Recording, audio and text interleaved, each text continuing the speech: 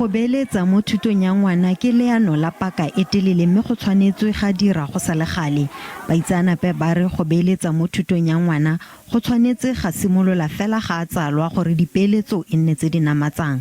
Go retelelwa ke go beela ngwana madi a thuto, go pateletsa batsadi go dira dikadimo mo isagweng le go a busa ka seelo se se kwa godimo.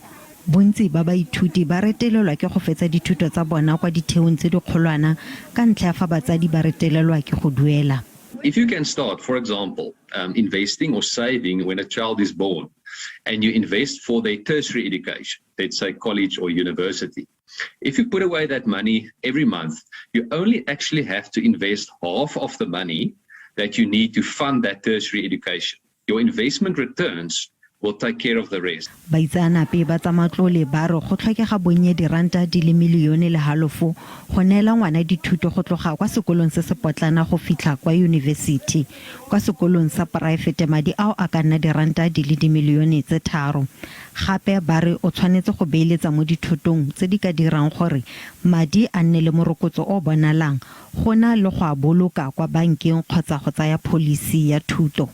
Be careful of education policies. Unfortunately, what often happens is the person selling those products, they usually take quite large upfront commissions or fees that is deducted from the investment.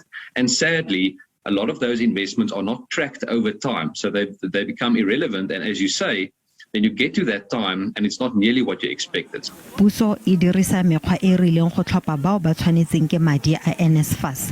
Ka jalo fa o sa beela ngwana madi a lekaneng a thuto e kgolwana, a ka nne a belesediwa pele a fetsa dithuto tsa gagwe. Dikolo dingwe di gana ka direpoto tsa bana ba ba kolotang madi a sekolo le fa se ka fa molaong.